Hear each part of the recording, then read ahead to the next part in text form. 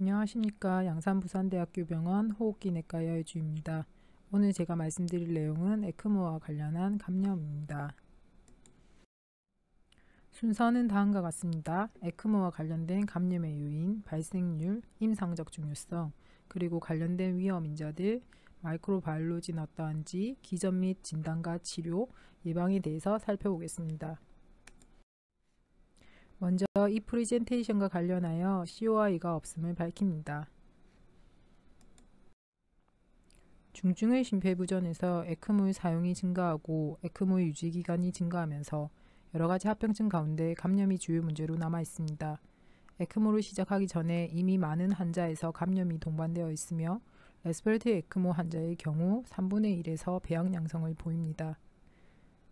흔하게 동정되는 균으로는 레스피레이터리 트랙의 경우 스테필로코쿠스, 혈액의 경우 스타필로코쿠스 및 스트랩토코쿠스가 관찰되고 있습니다. 에크모를 시작하게 되면 혈액이 non-endothelialized 서킷의 서피스에 접촉을 하면서 셀스와 같은 유사 반응이 생기게 되고 이것이 염증을 활성화시켜서 면역 시스템에 문제를 만들게 되고 감염에 취약한 상태가 될 수 있습니다. 반대로 엔도오간 퍼퓨전이 호전되고 가스 교환이 증가하면서 염증성 손상이 감소될 수도 있습니다. 에크모와 관련한 여러가지 요소가 감염을 유발할 수 있는데 언더라잉 에티올로지 및 같이 사용하는 인공호흡기, 그리고 투석이나 심장을 보조하기 위해 삽입되는 추가적인 다른 카테터들, 또 환자의 중증질환 상태가 관련이 있으며 에크모 기계 자체가 환자의 면역 저하 외에도 약동학의 변화를 일으켜 항생제 치료에도 문제가 생기게 됩니다. 감염의 인시던스는 보고에 따라 다양하지만 BSI의 경우 성인에서 많게는 18%에서 발생하고 로우 레스피레이터리 트랙 인펙션의 경우 55%까지 보고되고 있으며 상대적으로 UTI는 드물게 보고되고 있습니다.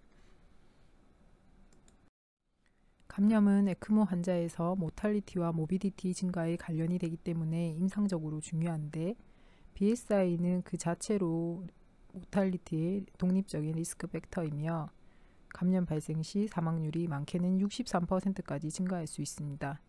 또한 에크모 기간이나 다른 합병증, 재원기간에도 영향을 미치게 되고 염증 자체가 응고체계를 활성화시켜 서킷의 클라팅을 증가시키거나 기능 저하를 야기할 수도 있습니다. 감염과 관련된 위험 인자로는 면역 저하자나 장기간 에크모 사용, 고령, 시비어리티, 저가 면역 질환, 센트럴 캐뉼레이션이나 수술적 접근이 연관이 있으며 일반적으로 2주 이상 에크모 사용 시 그 위험이 증가하는 것으로 보고됩니다.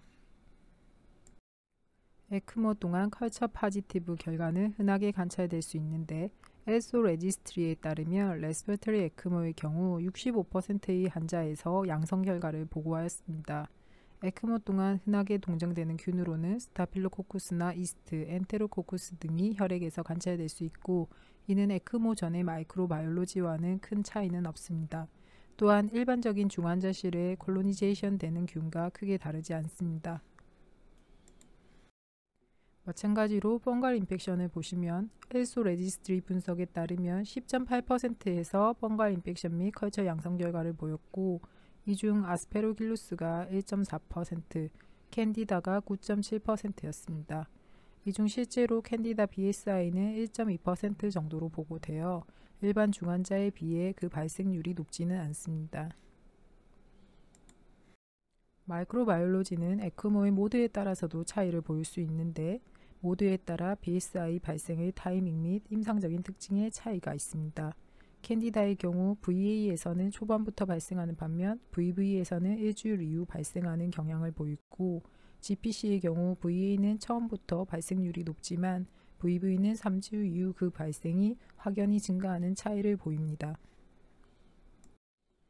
에크모 환자에서 이러한 BSI의 발생은 에크모 카테터의 콜로니제이션과 연관이 있을 수 있는데 셉시스로 인한 1차적인 카테터 콜로니제이션이 생길 수가 있고 폐렴 등으로 인한 2차적인 카테터 콜로니제이션도 발생할 수가 있습니다.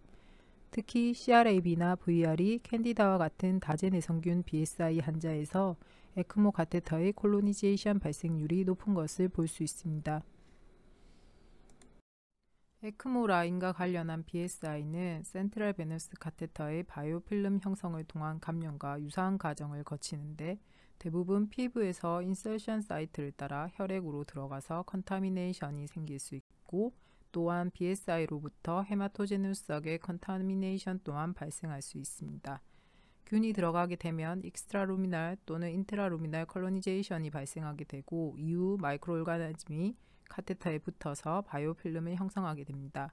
이때 필름이 분해되어 떨어져 나가게 되면 BSI를 유발할 수 있게 됩니다. 실제 에크모 종류 카테터에서 콤포칼 및 전자현미경을 통해 바이오필름의 형성이 확인되었고 이러한 바이오필름은 감염이 없는 환자에서도 발견이 되는데요. 바이오필름이 형성되더라도 바이오필름 내 마이크로바이옴의 기능 차이에 따라 박테리미아 발생에 차이가 있을 수 있는데 균의 다이버시티 차이나 네트워크 형성에 따라 실제 감염 유발에는 차이가 발생하게 됩니다. 카테터뿐만 아니라 옥시제네이터도 미생물의 리저버로서 작용할 수 있으며 옥시제네이터의 콜로니제이션이 발생하는 경우 카테터의 콜로니제이션도 발생할 수 있으므로 다제 내성균의 감염이 지속되는 경우 옥시제네이터의 교체도 고려해 보아야겠습니다.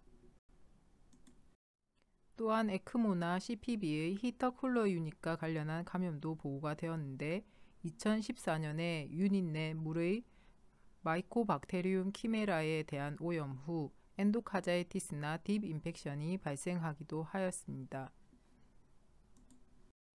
반면에 카테터와 옥시제네이트의 배양은 음성이지만 센트럴 베인 카테터만 양성인 경우도 24.6%에서 확인이 되어 C라인 카테터의 장기간 유지 시 감염 발생 위험이 높아지므로 8일째 교체를 권하는 보고도 있습니다.